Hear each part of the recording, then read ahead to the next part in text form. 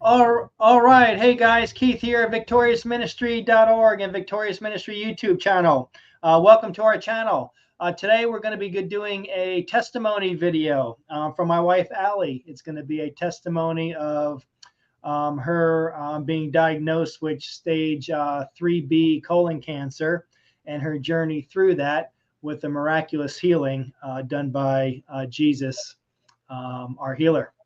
And anyway, I just want to give a brief introduction there, and I'll be quiet now. Oh, and by the way, this is a water that I drink because on some of my previous videos, I had people commenting, why is he drinking a beer? Why is he drinking a beer? So forth and so on. But it's actually a sparkling water. They're delicious. They're called Waterloo. And that's not an advertisement. We don't get paid from them. I guess it's a free plug. Anyway, with no further ado, here's Allie, my wife, and we'll go ahead with the testimony. Hey, Allie. Hi. Hi. So excited to do this. This is a long time coming, so I hope that I can get through it and you guys can experience some of the things that I experienced as I went through this journey. I'm going to tell you two short backstories before I actually dive into the testimony, so just bear with me. So it's just going to give you, whoever's watching this, a little bit of information about my background before I dive right into the time this past summer, July of 2023, when I was actually diagnosed with cancer. So first backstory, because let me back up one second. I'm giving you the first backstory because I need you guys to understand that I was brought up a Christian. I have always believed in God, but it was at a different level. So this, I'll start there. So I was brought up a Christian. I went to church every Sunday. I was a big part of Bible school. Participated in my church's youth group. And even to this day, my parents are still very involved with that very church that I grew up in. Even though I was going to church every Sunday and Sunday school and participating in youth group and being really involved in the church, I still felt like there was something missing, and I didn't really know what that was. So when I was 18 or so, I kind of stepped away from the church, never from God, but I did step away from the church. I stopped going altogether, and just felt like I would just rely on my faith to get me through life, I suppose. So that's my little backstory number one, just to give you a little bit of information on my upbringing and that I did and always have believed in God. And then the second one is I want to give you a little bit of information about my stomach and my GI issues that I had before my diagnosis. So for as long as I can remember, in my family, we had what was dubbed as the cook curse, which that's my maternal grandparents' last name. And my maternal grandmother had terrible GI problems, just always had an upset stomach or some issue going on. And so did my mother, and so did my aunt. So when myself and my sister would have them as children, we just said, oh, you must have the cook curse. It's just what I grew up knowing, that I was going to have a bad stomach and whatever. And then in 2016, 17, I was having pretty significant issues. So I sought medical assistance, and they put me through testing, abdominal ultrasounds, blood work, some scans, some other scans, and did the FODMAP elimination diet, which is really the only true way to diagnose IBS, I learned. And ultimately, after the end of all that testing around 2018, I was diagnosed with IBS-C and D and a gluten intolerance. So I did everything I thought I was supposed to do. I took gluten out of my life for the most part. I didn't have an allergy, so I did eat gluten occasionally. Who doesn't love bread and pasta? And I learned to live with the IBS-C and D, which I had been living with my whole life anyway. So business as usual, let's carry on. And then that leads us up to, now I'm going to dive into my testimony, we're going to start on July the 9th of 2023. So that's just a few months ago. Keith and I were getting ready to go out to a local casino. We live in Las Vegas, and celebrate my 50th birthday. and we were going to our favorite steakhouse. We were going to go play some games and gamble and have a good time. So we did just that. We had a 5 or 5:30 reservation. We go to a local steakhouse inside one of the casinos down the road from us, and they have a BYO policy. So we brought 2 bottles of wine with us, and then we had a couple glasses of wine. Allie, so you were living as a lukewarm Christian at the time? My whole life. Yes. My entire life. So Yep. was I. Yep. We both We were. know that. We know that now, right? We didn't really know that then, Yeah. but we definitely know it now. So we went to the steakhouse. We had 2 bottles of wine. We had one or two glasses of wine that we bought at the restaurant. Great steak dinner, appetizers, dessert. Maybe did I have dessert? I probably had dessert. I don't remember. And then we went out to the casino floor and we gambled, and we were still drinking, we were high-fiving, we were at the roulette table, we were winning, we were losing, like we were just having a really, really great time. So, happy 50th birthday to me. So we go home. The next day we woke up, I felt terrible, and it wasn't hangover terrible. Yes, I had some glasses of wine, probably a few too many, but I wasn't like hungover, like, oh my gosh, I'm gonna die because I had too much to drink. It was no, I just didn't feel good. So I kind of laid around most of that day. I didn't really eat very much. And Keith and I really just chalked it up to she's having another IBS flare. I mean, that's what I've been dealing with my entire life. So we went to bed, and then around 5:30 on July the 11th, which happens to be that July 11th was my 50th birthday. That was the date of my birth. So around 5:30, I woke up and I was like, oh my gosh, I felt terrible. Like I've never experienced or felt the way I felt. And it's so hard to describe, but I've never felt the way I felt that morning. And finally, around 6 o'clock in the morning, I rolled over to Keith and I said, you need to take me to the emergency room. And the look on his face was, Allie, what was it? What was it? A sharp pain in your abdomen or terrible yes, pain throughout your abdomen area? it started on the left side of my abdominal area and it was sharp and shooting. But then there was more to that. I felt unwell. Like something was like, I just almost like flu-like symptoms, but not quite like that. Just my body just did not feel good. Like, I don't know, like I don't even know how I can describe it other than I just have never in my entire life said to anybody, I need you to take me to the emergency room. That's how bad I felt.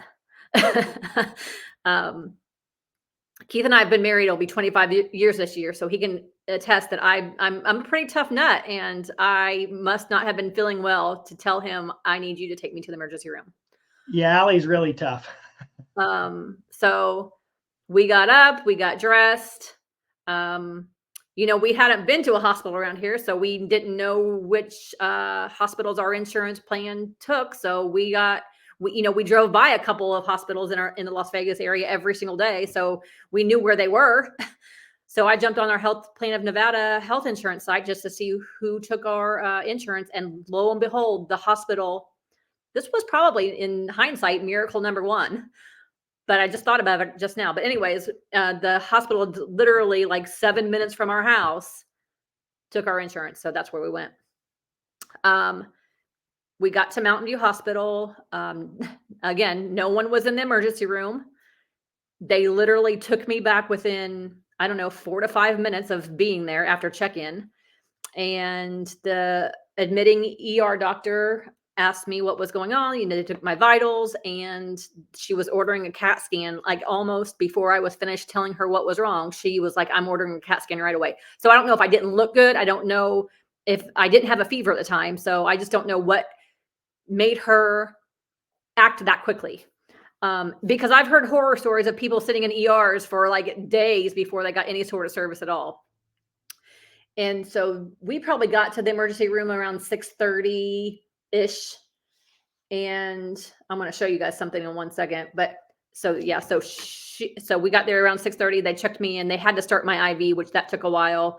So I would say I was actually in like what they call a chair bed. It's not a bed. It's like a reclining chair in the ER in like a little cubby with curtains around it. I was probably there around 8 a.m. So from 6:30 until 8 is when they were doing all my check-in and all my admittance and starting the IV and taking my insurance card and having me pay part of my copay and all that good stuff. And then she ordered the CT. And so you can see, I don't know, I'm going to try to hold this up so you can actually see. Can you see that, honey? Yeah, hold it closer and to the bottom. You got to move it up a little bit more. I know, but I want to see one thing right here. You can see what time my CT scan was done. Put it a little bit closer to the camera. At 8:40 a.m. There you go. Yep. Okay. And then I'm going to move it up to the bottom where it shows that I had, I'm going to move this slow so you guys can read it. An apple core lesion in my descending colon.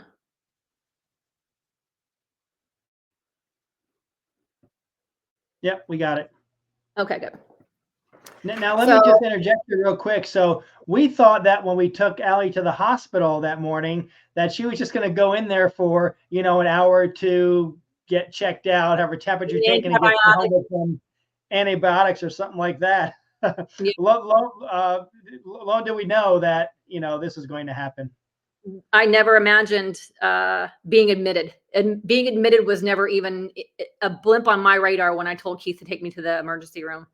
I just really wanted to go for some relief. And I thought that that's what I would get. I thought they might run a test or two, blood work, and then send me home with an antibiotic or some pain meds. Or I'm not really sure what I was thinking. Apparently, I was not thinking.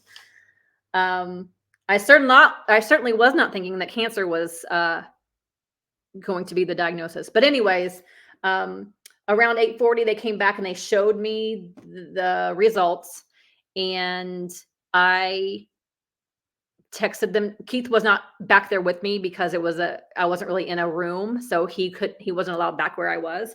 So I took a picture of what I just showed you on the screen and sent it to him.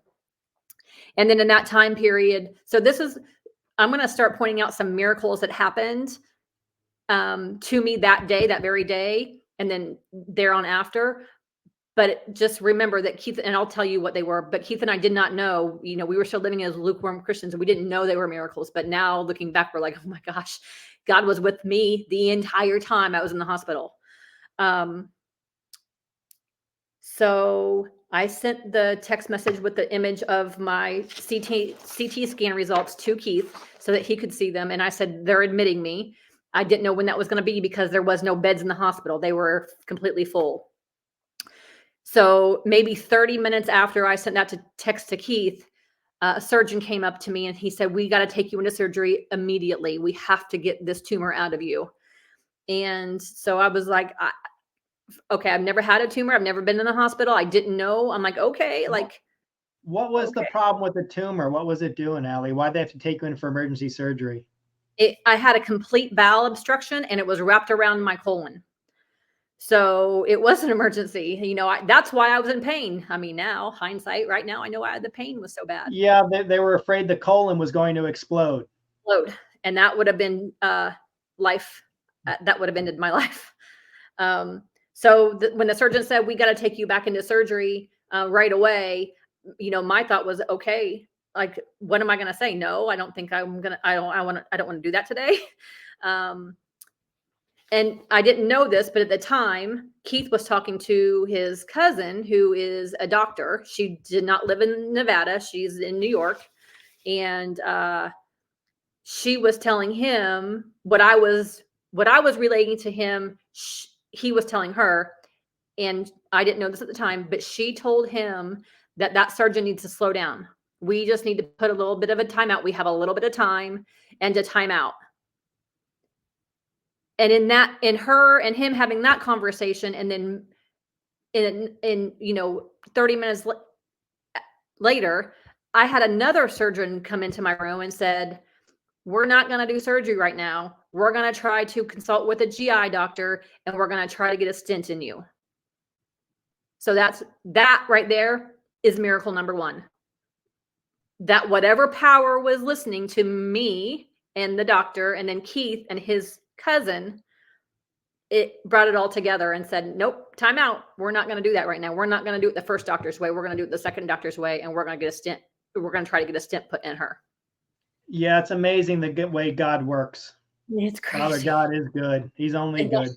especially now that we know, like holy cow, like the way he was moving in that building and through us, through the doctors, and it's incredible. So, they're admitting me. I still don't have a room.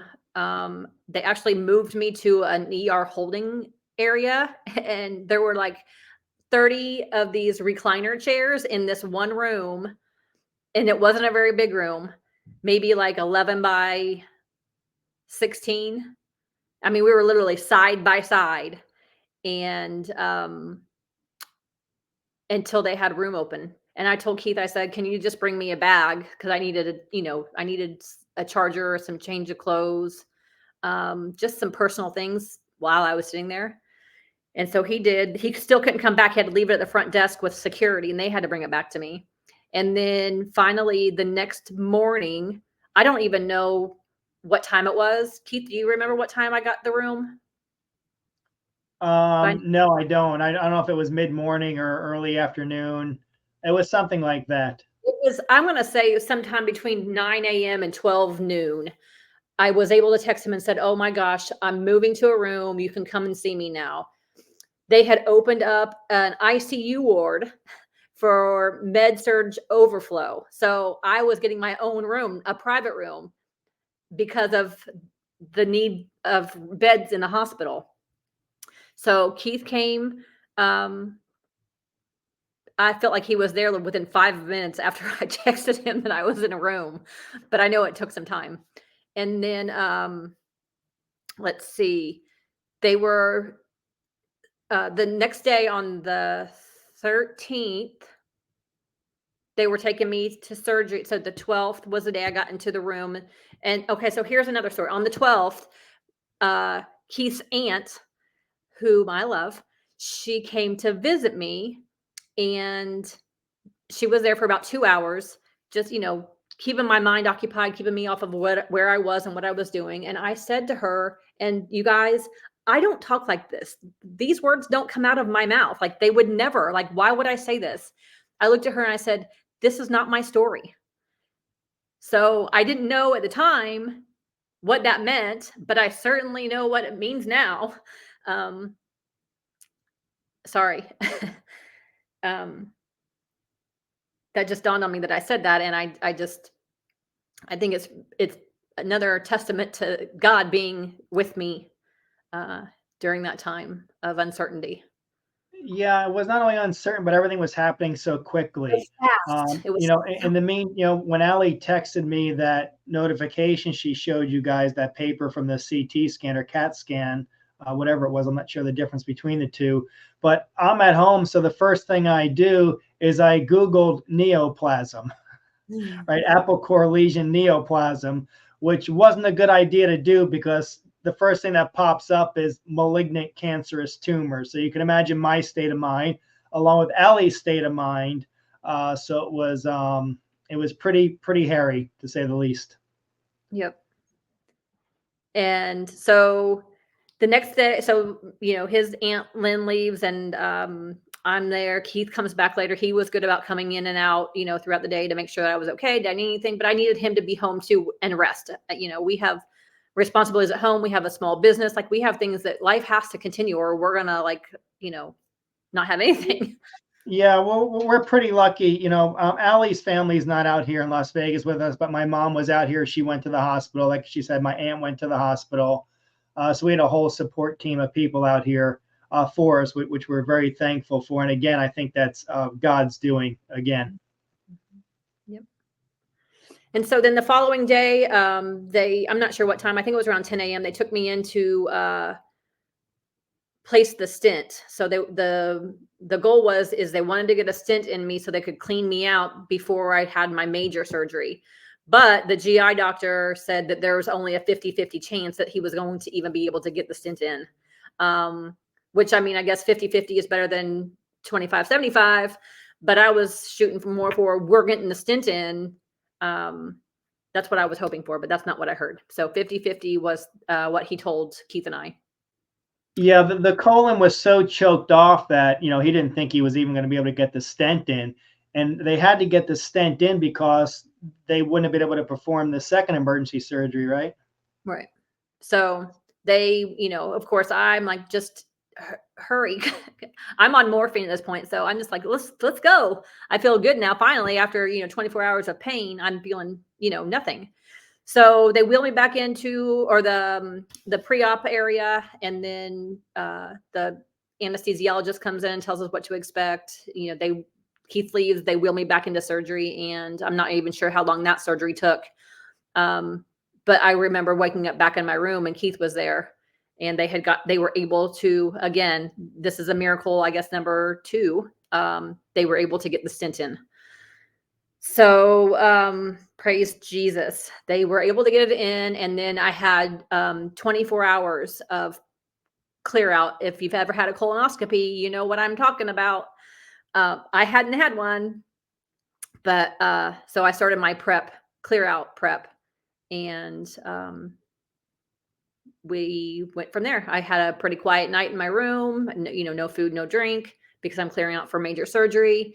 And then that surgery was scheduled on 2 days later, or a day and a half later. So I guess it would have been on the 15th.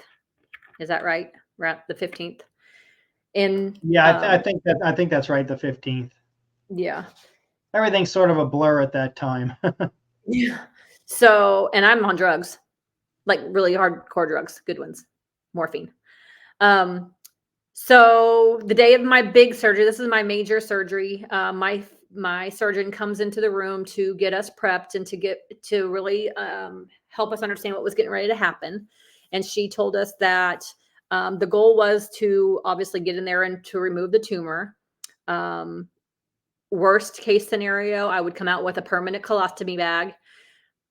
Second, better, but not still very good, I would come out with a temporary bag, and it would be temporary for 2 to 6 months while my colon healed. And then they would remove the bag, and then I would be, back to normal. And she said, best case scenario would be that she's able to get in there, get the tumor, and get me put back together with no bag at all. But she said, that's probably not going to happen. Like, she was really trying to get us prepared for, I'm going to come home with a colostomy bag of either permanent nature or temporary nature. And I didn't want either one of those. I did not want it back. Right. I mean, I just didn't. Yeah. Yeah. No, I don't think anybody wants one of those. The other option that you had was what? They get in there and can't do anything, right? Yeah. She said that is the very worst case. She said, I don't think this will happen, but there is there is a chance that I get in there and there's not anything I can do. Whether it's just too twisted around or it's just bigger than we think. She just said, prepare. She's a surgeon. That's what she's got to tell us, what she knows and what she can and can't do. Yeah, and the surgeon was great. She was a really smart lady. She was awesome. She gave us all the information we needed at that time, even though we didn't really know much about this. And the surgeon was really leaning towards, she was almost certain that you were going to have the colostomy bag, either temporary or one for life. She barely even mentioned that she would have no colostomy bag. She said that's a very, very slim chance. So let's just concentrate that you'll have a bag. Right. Which is kind of shocking when you're hearing this, right, in the hospital. It's shocking and it's devastating because I woke up on my birthday thinking I was going to the hospital for some antibiotics or, something, and I was going to be home in a couple of hours. Not that I was going to be admitted to the hospital with a tumor in my colon that was wrapped around and that may or may not end me up with a bag. So it's a lot to get your head wrapped around in such a short period of time, because I didn't have a lot of time to say, okay, let me go home for 2 weeks and think about it. That wasn't an option. So she left, and, Keith and I, like he said earlier, we were living our lives as lukewarm Christians. Keith and I, although we both believed in God, we never really talked about it. And we had certainly never, ever prayed before together until then. And we prayed together in my hospital room before my surgery. And that's miracle number 3, I guess. So that is something I'll never forget, ever. And Yeah, that's the truth. We never prayed together, ever before, and that was the first time we did that. And after that, you got wheeled into the pre-operation portion of the hospital, and you were wheeled into the surgery. And the surgery was supposed to take what, 2 to 3 hours? The 3 hours. doctor told us, right? And Yep. it ended up taking how long? Almost 7. Yep, almost 7 hours. So Thankfully, I just to was. fill, yeah. So I didn't just have to to fill do that. Yeah, so just to film what I was doing at that time. So I went home because we lived literally 10 minutes from the hospital. So I went home and I went back at the 3 hour mark because the surgeon said between 2 and 3 hours was going to be the surgery. So I get back to the hospital and hour 3 goes by and hour 4 comes up and the one of the nurses in the emergency room texted me or called me and said everything's going well. We only have a short amount of time left with the surgery. Well, a short amount of time to me is like 10, 15, 20 minutes, right? So we're at the 4 hour mark and coming up on hour 5 now, I'm still sitting there. Coming up on hour 6 and I'm still sitting there. Now I'm starting to get a little bit worried that, oh boy, something went wrong during the surgery. And I'm thinking, my head is so crazy that I'm thinking that, oh gosh, the doctor doesn't want to come out and tell me that something went wrong because she knows knows I'm sitting out here in the waiting room worrying. When that was like a thought that Satan put into my head, right? The devil put in my head because the doctor deals with this all the time, right? But that's how crazy my head was going. So finally at hour 7, the doctor comes out into the waiting room and she sits down next to me and she proceeds to tell me that she was able to cut out all the tumor. She got it all. It did not go into the abdominal wall and it did not go into the liver, the cancer, because that's where, when you have colon cancer, that's where the cancer cells go next. And she told me, so that was a good thing. And she also told me that the cancer was well differentiated, which is good also. I didn't know this at the time until we studied it afterwards. So I was completely relieved after that.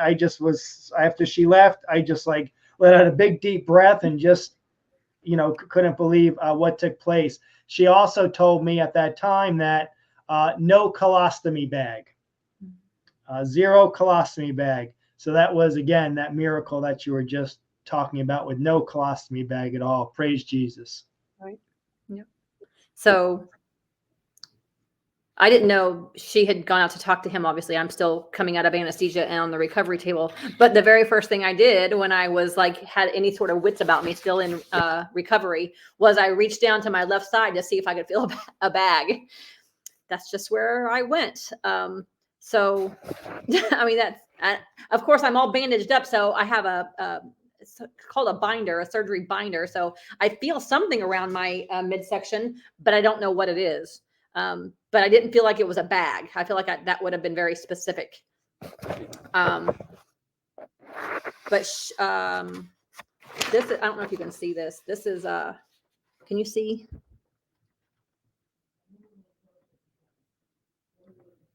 Just the adrenocarcinoma, the pathology. Yeah, it's circled here. Yep. Okay. So that was the diagnosis on the pathology. And then here's another miracle that we learned about.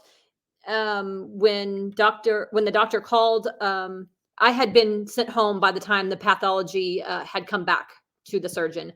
So she called on, I'll never forget. Yeah, the pathology took what, about 10 days to get it back?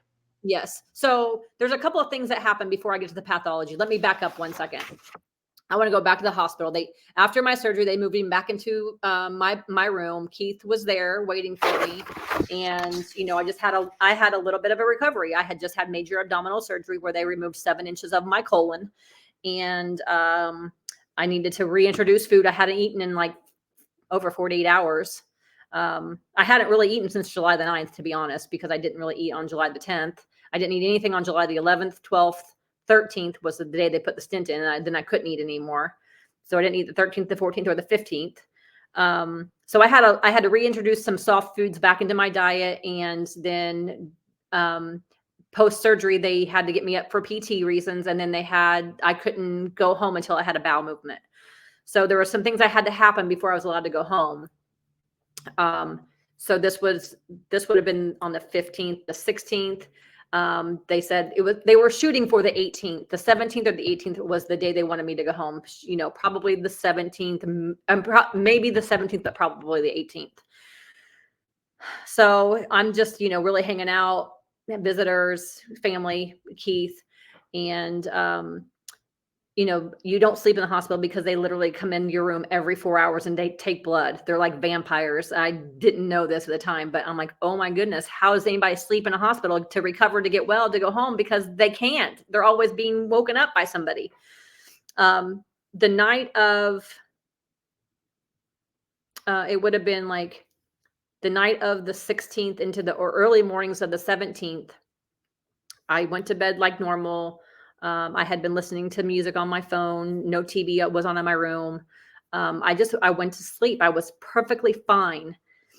And then I woke up when they came in my room around sometime between 12 and 1. They came in my room to get blood, so I woke up to get blood. Now, if you don't know this story, this is going to coincide a little bit with Keith's testimony that he gave to Julie and Dave, right? That's her Julie of Touching the Afterlife YouTube channel. If you haven't seen Keith's testimony on Touching the Afterlife, he gave Julie his testimony, which happened. His testimony happened when I was in the hospital, so it very much is married into my story.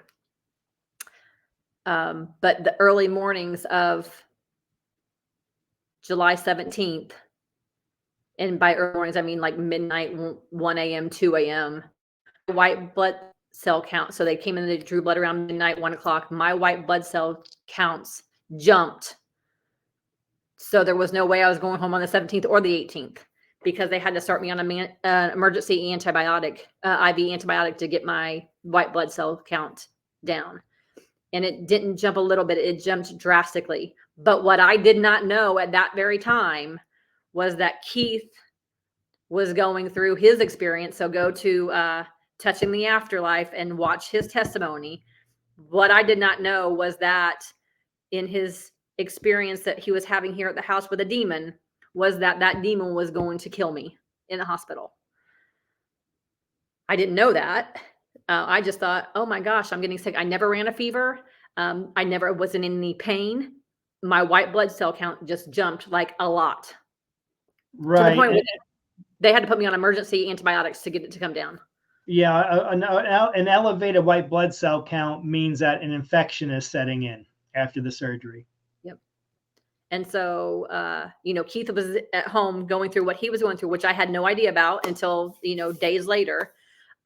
He tried to tell me the next day, but I was still in whatever was in me. It had me so messed up. I couldn't focus on anything. All I wanted to do was sleep. So when he tried to tell me, I'm like, honey, I literally rolled over and I said, honey, I understand that you had something happen last night, but I really can't talk about it right now. And I feel bad about that today, but at the time I just need sleep. So, finally on like the 18th or the 19th, my white blood cell count came back normal and they ended up sending me home on July the 20th, but we still didn't have the pathology reports. So the one that I just held up a minute ago that said that I had invasive adenocarcinoma, we didn't know that at the time. I mean, we had an idea, obviously.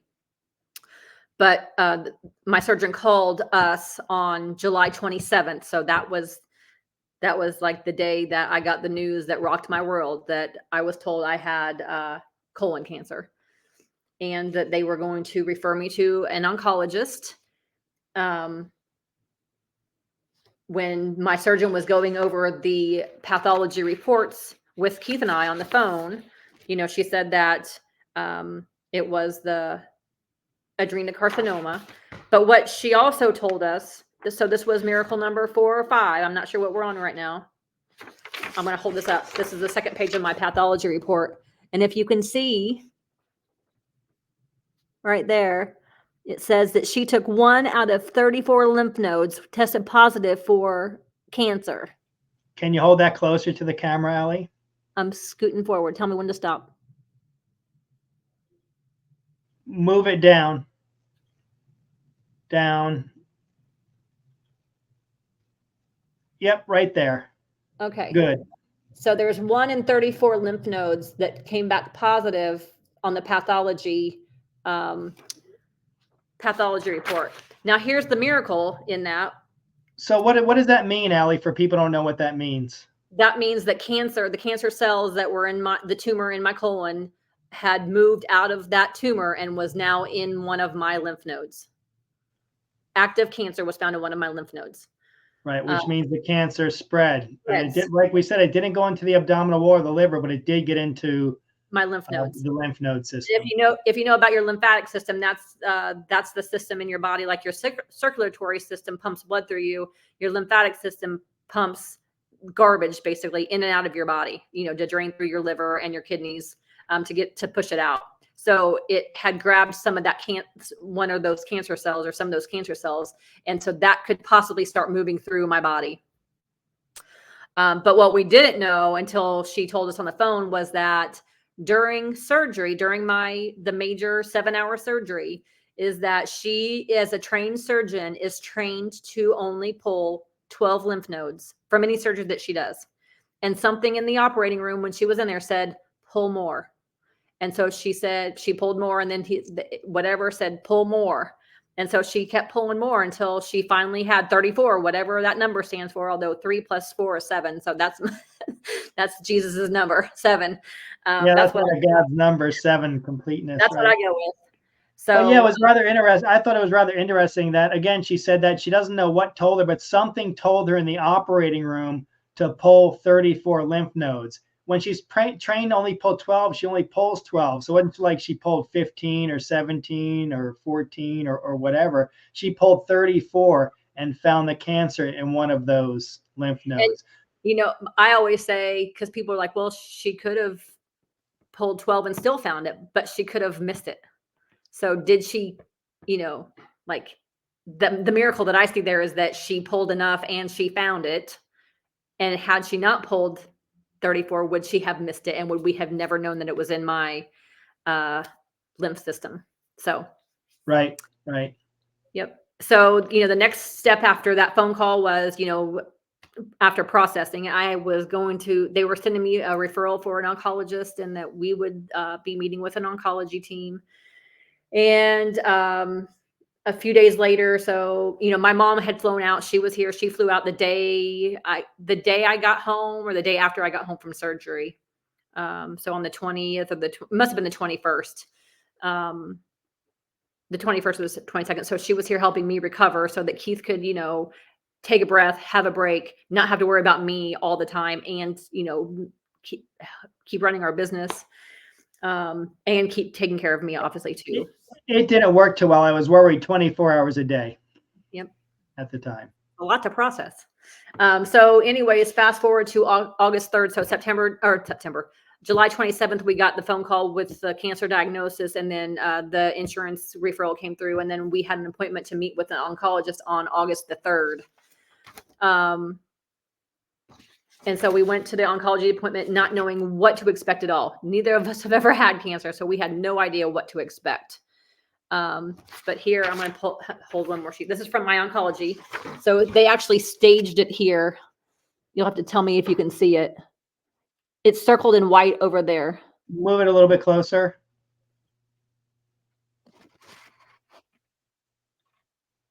Can you see it? There you go. Yep, that's good. Okay. So that's stage 3B. So the B part is because it was in one of my lymph nodes. And then the chemotherapy regimen, if any of you cancer people out there can see, it's the FOLFOX 6. Can you see that, Keith? Okay. That was the chemotherapy that was being recommended by my oncologist for colon. It's the preferred colon cancer.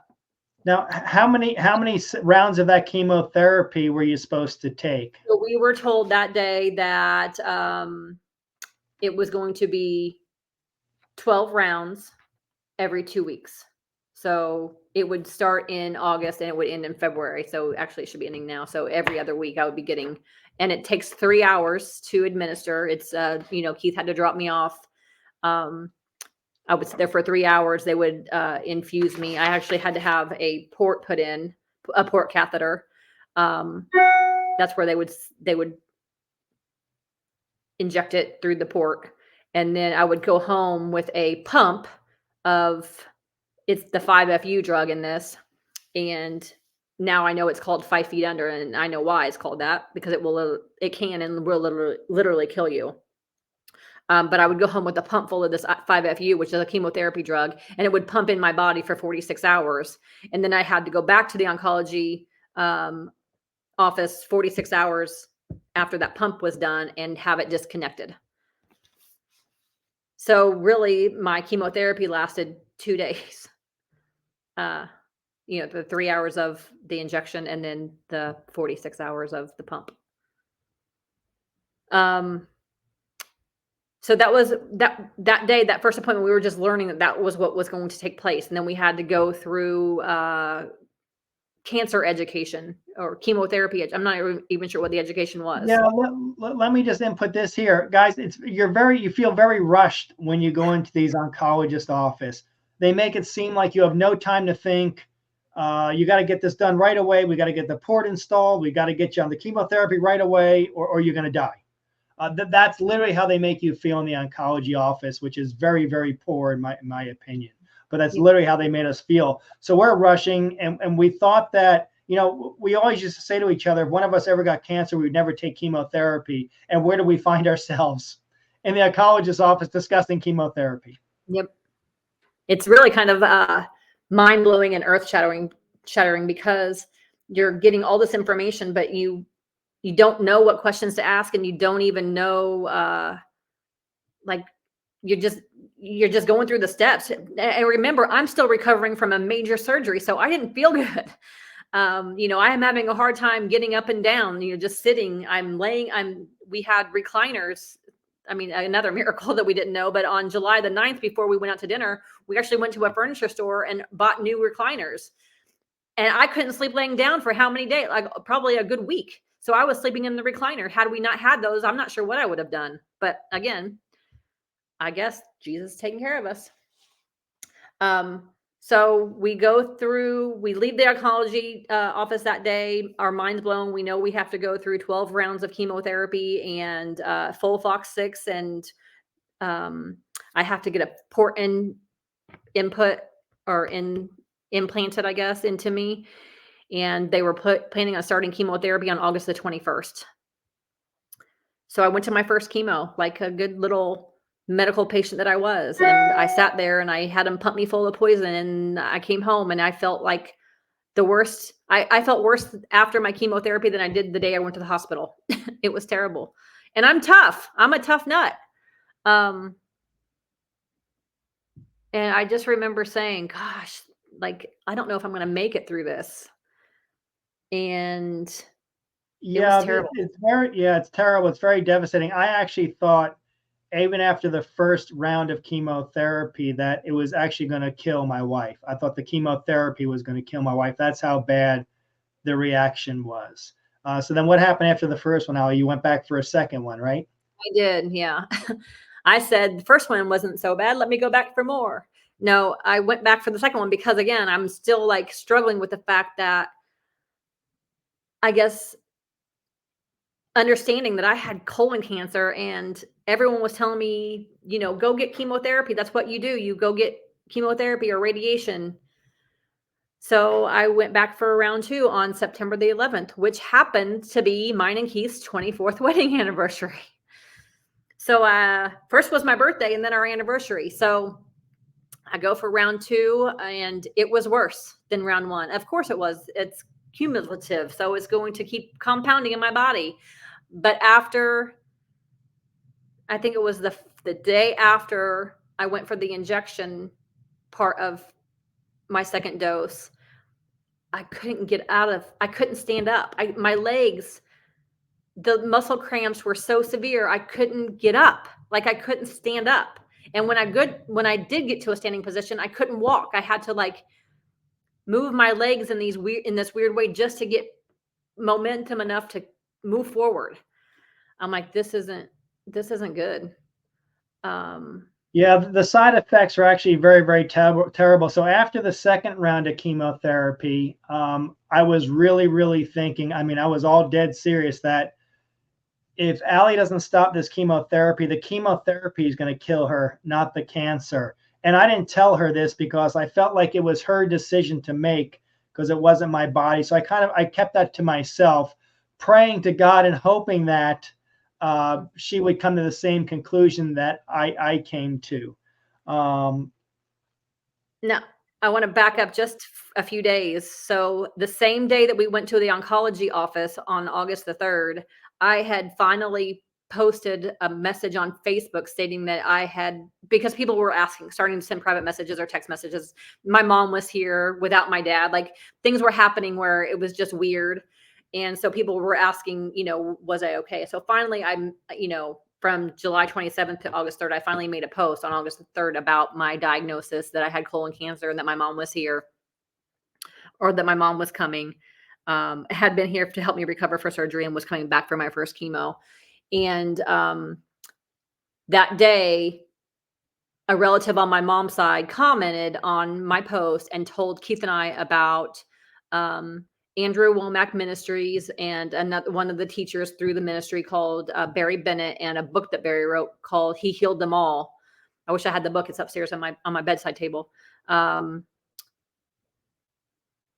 Barry had also just gone through a year-long battle with lymphoma, where he was given 2 days to live and lived. So before my first and my second chemotherapy, Keith and I started learning about Jesus and his ability that still lives today, that we have never heard from anybody, that he still heals today. Can you believe yeah, it? yeah, Jesus still heals cancer and all diseases today, and most people don't know this or understand it. So as Ali was saying, we found Andrew Womack Ministries, and we went right to his YouTube channel and started watching his Healing is Here conferences. Yeah. We actually watched 2023 Healing is Here, 2022, and 2021. Yep. And we're actually going this August to the 2024. We actually already made our reservations. But anyways, so we learned about, this word of faith movement, I guess I'll call it, on August the 3rd. I went through chemotherapy on August the 21st. And then again, my second one was on September the 11th. And, the whole time I'm going through chemotherapy and I'm home watching these people minister to and speak about Jesus and his ability to heal, and he wants us healthy. Like like Jesus wants us to be healthy. He does not want us sick. It's the work of the devil. It's planting seeds in my mind. And so I got my pump disconnected. So like I said, I had to have a pump on for 46 hours. I got my pump disconnected on that Wednesday. September the 11th was on a Monday. So the 13th, I got my pump disconnected. And a day or two after I had the pump disconnected, I finally had the courage to say to Keith that I don't want to do this anymore. And I remember we were standing in the kitchen, and I couldn't do it anymore. Jesus was telling me that he was going to help us through the rest of my journey. Yeah, we knew that Jesus didn't want us to continue with the chemotherapy. And like I said, I came to that conclusion right after her second round of chemotherapy, second round out of 12 she was supposed to take. And then she came to that conclusion, like I said, a couple of days later. And we were in the kitchen and we decided together that, yes, there has to be another way to do this, because the chemotherapy is literally going to kill you if you do one more session. Remember, she went through 2 rounds. She had another 10 to go.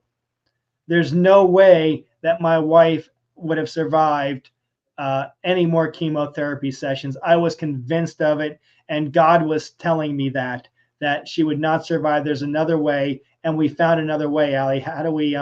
What happened here coming up? Yeah. So After my mom's relative sent us to the Andrew Womack and Barry Bennett information, then she also sent us a booklet called God's Medicine by Kenneth Hagin. And that led Keith to an internet search on Kenneth Hagin, which led us to the Rhema Bible College, which is actually in Oklahoma.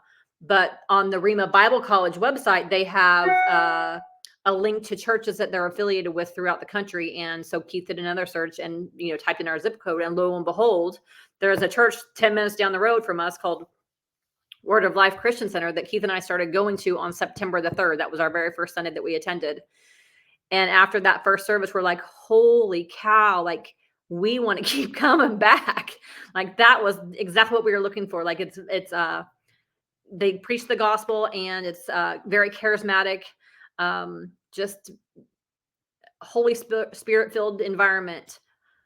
Yeah, completely Holy Spirit filled environment. They believe in healing. They know healing is true. They know Jesus still heals today all the time. This is not out of the ordinary, guys. Jesus heals all the time, everything from autism to cancer to everything else. He does this all the time. This church believed in this. And there just so happened to be a service coming up, a healing service, which they hold every third Sunday of the month. Go ahead. 6:30. Yeah. So we started going to the church on September the 3rd, which was our first Sunday. And then after my second chemo on September the 11th, on somewhere around the 13th or the 14th, one of the ladies that attends the church told us that the third Sunday of every month they have a healing service, and that was coming up. That was going to be on September the 18th. So Keith and I got up and we went to church in the morning. That we go to the 10 a.m. service, and we September 17th, I think, was the date, Allie. September 17th. What did I say? Did 18th. I say? Oh, sorry. Yeah, it was the 17th of September. Sorry. So we got up and we went to that church service on that Sunday morning, and then we went back for the 6:30 p.m. service, which is every third Sunday, the healing service. And Minister Ty was ministering at the evening service, and at the end of it was a very powerful message about healing and about God's ability and willingness and his desire to heal us. He wants us well. John 10:10, the enemy comes to steal, kill, and destroy. And I have come so that you may have a life and have it more abundantly. That's what Jesus wants for us. At the end of her service, at the end of Minister Ty's service, she had an altar call and called anybody who was in the building for healing to come forward. And I practically jumped over Keith's legs to get out of the pew. Yeah, let me just interject here real quick again. At this point, guys, we've been consuming healing stuff that Jesus heals still to this day, literally 24 hours a day, 7 days a week. It's all we watched. It's all we read about. So we truly believed and still believe to this day, because we know that it's true, that Jesus heals and Jesus wants everybody well and healed of all diseases. So our belief was very, very strong going into this. But I felt, I put hands on my wife and prayed, but I felt like I wasn't good enough because I didn't have enough experience or anything like that. And I felt that, we had to attend this healing service. Allie felt the same way. We can have people who are experienced at this and have seen healings take place, lay hands on Allie. And yeah. So I went to the altar and ministered. I don't know. I have no idea how many people were at the altar that night. I just remember I practically ran to the altar, and remember Keith and I had been watching all of these Healing Is Here conferences from Andrew Womack and Barry Bennett and Greg Moore and Rick McFarland and Benny Hinn, and they were laying hands on people at the conference, and people were like getting up out of wheelchairs and walking. So I'm like, well, if God can heal somebody who can't walk, then he can surely heal me, who has had a tumor removed, and I just have a little bit of cancer sprinkled out through my lymph nodes. Surely he can heal that. What I experienced that night was not what I was expecting. I went up to the altar, and Minister Ty put her hands on my forehead or on my head and started praying. And I could not tell you what she said.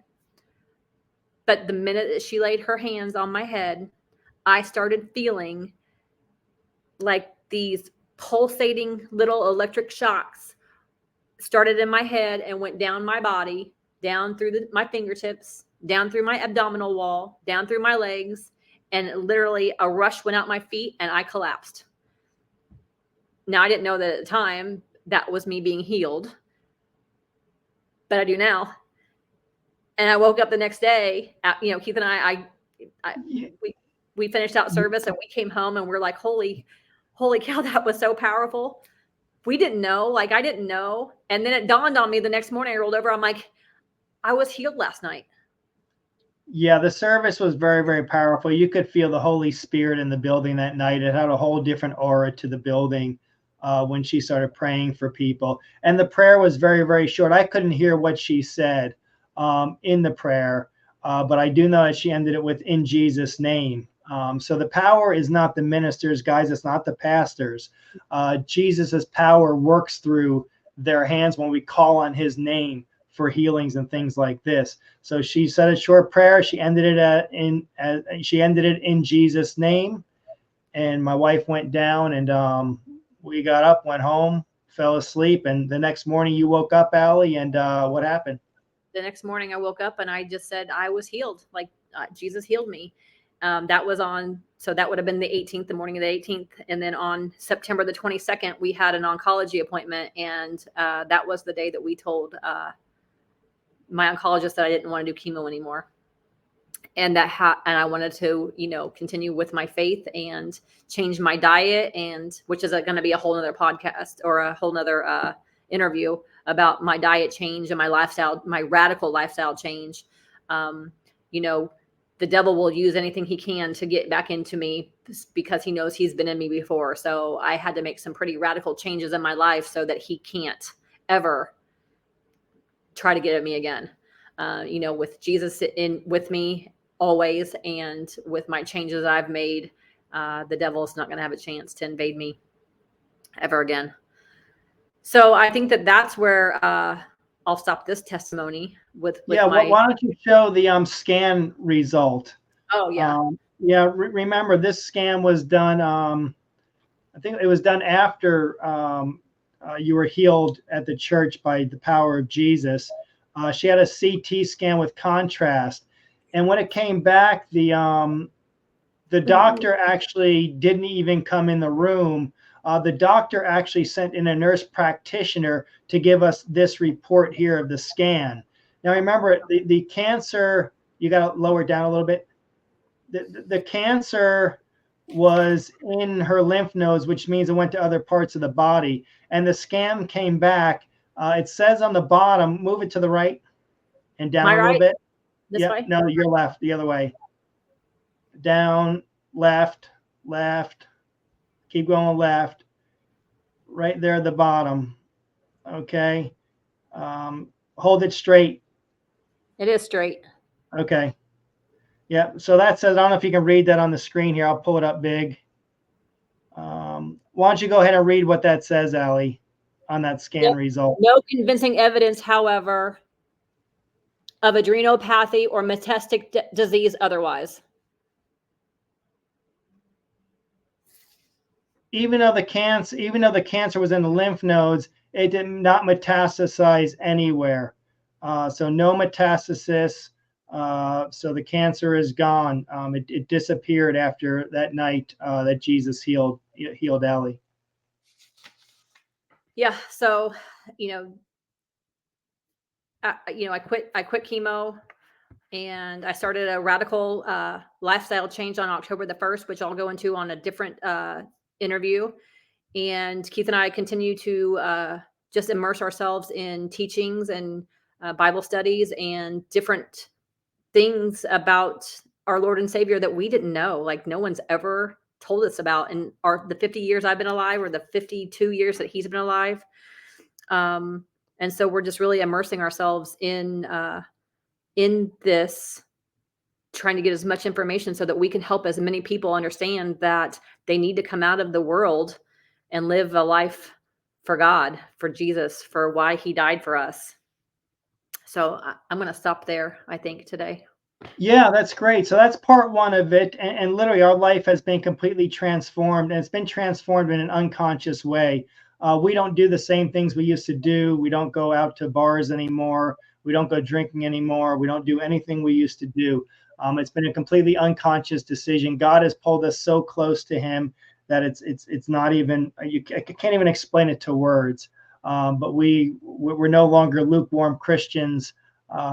We walk in the way, we try to walk how Jesus walked this earth, which is, you can't obviously walk how He walked it because He was the perfect person to ever walk the earth sinless. But yeah, it's completely changed our life, and we will go ahead and stay tuned for part 2 of Allie's healing journey and Jesus healing her of stage 3B colon cancer. So until next time, we'll be signing off. Keith, victoriousministry.org, and also Allie from Victorious Ministry. We'll be signing off, and stay tuned for part 2 of Allie's colon cancer healing journey. You won't want to miss this, guys, because this is exactly what she did after she was healed by the power of Jesus to start getting her body healthy. Because if you keep on doing the same things that you did when you had cancer, the cancer will come back with a vengeance, because the devil will be allowed back into your body because you're still feeding it garbage food and so forth and so on. But anyway, we'll see you guys next time for part 2. And take care. Have a great day. And always remember, Jesus loves you.